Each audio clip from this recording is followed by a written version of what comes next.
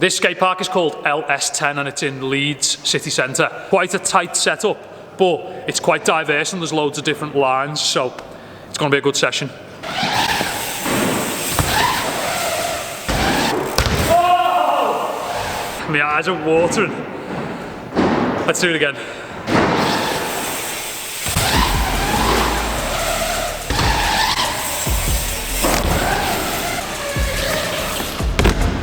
That was a bit smoother. Okay, now we're gonna do it again because it felt so sick.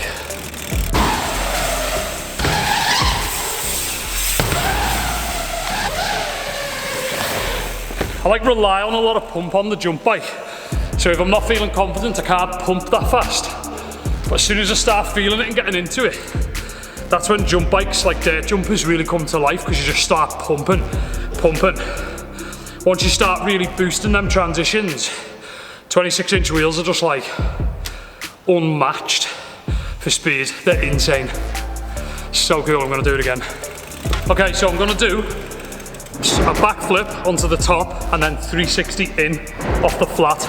I'm not that confident with the 360 in, especially with the flip before it, but that should make for some entertaining content, so let's try it.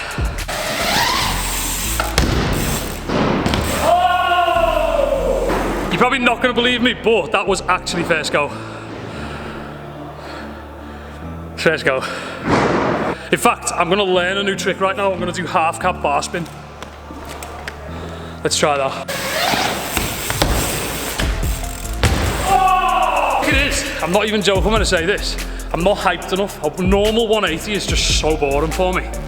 I feel like if I do flare, I feel like if I do a flare fly out to the deck, I'll be so hyped on it that I'll just do it.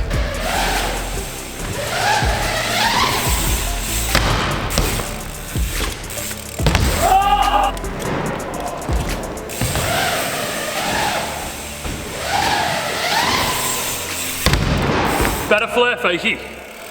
So dizzy.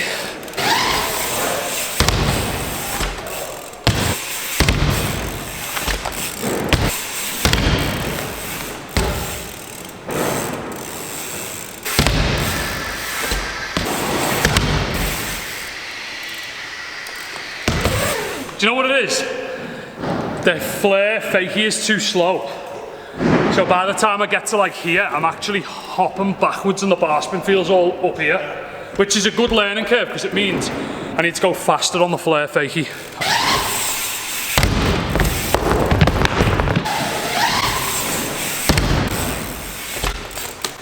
Hey! I'll actually take that. That was okay. I'm hyped on that. I haven't really done that many bar spins on the big bike, but that was actually okay. Let's move on. Oh, sketchy!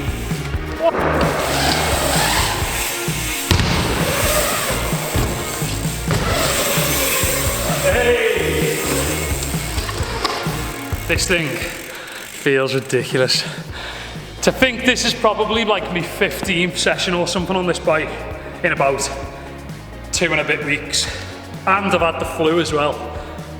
I'm fully better now, but wow, it is just honestly a machine. I don't yet feel like I can go. I'm used to the bike.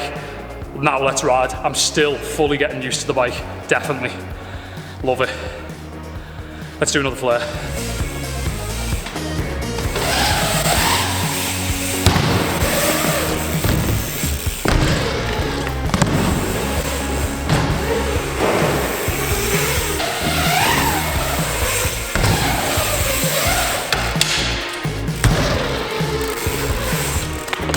Hey!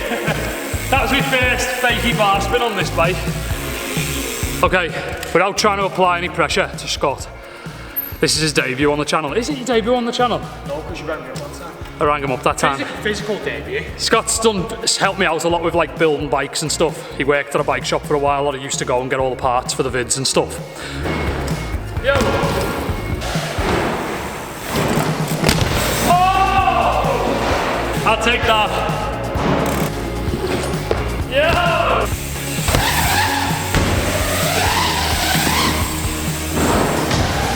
Okay, that's probably the fastest line so far that I can come up with. I want to do an opposite 360 on the jump bike. You're spinning the unnatural direction. Let's go.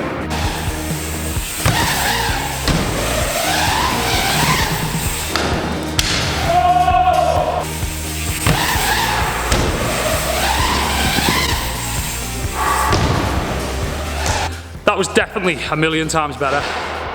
I'm pretty hyped on that actually. The Oppo 360 feels like quite an aggressive move on a big bike like this. Fully into it, sick. Believe it or not, that was my first truck driver on the bike. Pretty chilled. Oh my God! I was dead then. I was like, oh, my face and everything, just like, it's gonna happen. That was vile. It was like a not even a 360 tyre tap. On a 360 tyre tap, you'd actually hop at 180. I am aware, by the way, my brake is making some crazy noises still. But that was like a 90 tyre tap, so I hopped 90 and just span the rest on my back wheel. But I'm gonna take it. Starting with the small Commensal downhill bike, 26-inch free ride machine. I basically built this bike for free ride and not much has changed since I built it. The reason why is I've got super addicted to the jump bike, so basically everything in the whole entire world bike related has just gone the other way. Push that to the side and I've just been riding jump bikes. I am going to attempt to get out on this thing and give it a proper review on something way steeper in the future. So, the small Chameleon. Basically, this was, I believe, the first bike that I bought. Chameleon's so sick, I love it. This was the first bike that I bought when I think I started to sway towards what riding style I was getting more into in mountain bike.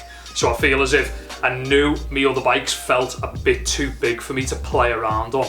And, you know, definitely I couldn't spin the bigger bikes properly. I couldn't jump them how I wanted to jump them. I didn't feel confident under speed on the bigger bikes.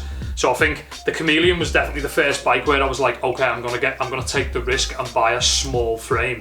And I think it's actually what steered me back towards jump bikes, if I'm being honest. So, long story short, the Chameleon was fully complete, but the rear brake got donated to the new jump bike because when I bought the new jump bike, the brake lever was snapped, so I just donated the whole brake system. So that brings us to a separate project, which is going to be for a future video. The project in the future for the Chameleon is to get both brakes put on, seat post and pedals, and then take it for a spin around Bike Park Wales.